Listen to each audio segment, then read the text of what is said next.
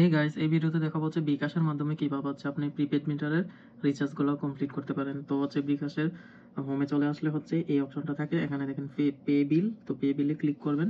Click করার পর এই যে প্রতিষ্ঠানের নাম খোঁজেন, এখানে চলে আসলো। তো আপনি কিসের বিল দিবেন, বিদ্যুৎ, গ্যাস, পানি, ইন্টারনেট সব কিছুর ইনফরমেশন এখানে আছে। আমি যেহেতু বিদ্যুৎ দিব, তো আমি বিদ্যুতে ক্লিক করছি। ক্লিক করার পর নিচে দেখেন সবগুলা প্রতিষ্ঠানের নাম চলে আসছে, যেমন পল্লী বিদ্যুৎ, ডেস্কো, নেস্কো, ডিপি, ডিসি, তারপর হচ্ছে বিপি, ডিবি, সবগুলা এখানে আছে। ওয়েস্ট জোন ইত্যাদি অনেকগুলোই আছে। এখন আপনারটা কোনটা সেটা খুঁজে আপনি ক্লিক করবেন। আপনি যেহেতু প্রিপেড মিটার, তো হচ্ছে প্রিপেডে দিবেন, আর পোস্টপেড হলে পোস্টপেডে ক্লিক করবেন।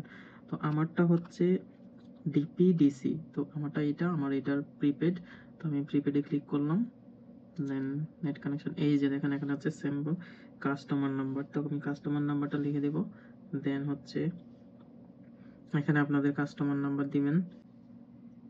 আমি আমার কাস্টমার নাম্বারটা লিখে ফেললাম, যেমন হচ্ছে 35692414। এটা হচ্ছে আমার কাস্টমার নাম্বার। আর হচ্ছে কন্ট্যাক্ট নাম্বার, যে কোনো একটা নাম্বার দিতে পারেন।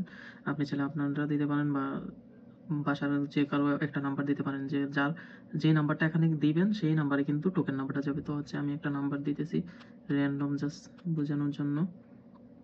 তো এরকম একটা নাম্বার দিয়ে দিবেন।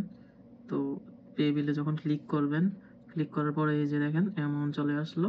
তো আপনি যখন অ্যামাউন্টে সিলেক্ট করবেন, সিলেক্ট করার পর দেখেন এই যে চলে আসলো ডিবিডিসির প্রিপেড বিল, পরিমাণ 500। এটা হচ্ছে কাস্টমার নাম্বার। তো কাস্টমারের নামও চলে আসছে কিন্তু, দেখেন নিচে পরিমাণের বিস্তারিত এগুলো এসে পড়ছে সর্বমোট। এখন যদি আমি এই পরের ধাপে এটাতে ক্লিক করি, ক্লিক করার পর এখন এটাতে ক্লিক করলাম। তো এই যে এই জায়গায় আসার পর হচ্ছে এখানে বিকাশের পিন নাম্বারটা দিবেন, পিন নাম্বার দিয়ে সিলেক্ট করবেন।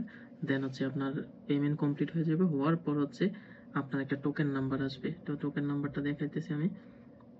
টোকেন নাম্বারটা ফুল রিচার্জ করে নেবেন, তখন দেখেন এই যে বিল রিসিট বুঝে নিন, অলরেডি চলে আসছে কাস্টমার নাম্বার। দেন হচ্ছে টোকেন নাম্বারটা, এই টোকেন নাম্বার ক্লিক করেই কিন্তু আপনার মিটার থেকে আপনি রিচার্জটা করে নেবেন। এটা হচ্ছে টোকেন নাম্বারটা এখান থেকে কপি করে নিয়ে রাখতে পারেন, বা স্ক্রিনশট যে কোনোভাবে হচ্ছে কালেক্ট করে রাখবেন খাতায় লিখে, তারপর হচ্ছে এটা করলে চলে। এই হচ্ছে বিদ্যুৎ বিলের যাবতীয় ইনফরমেশন।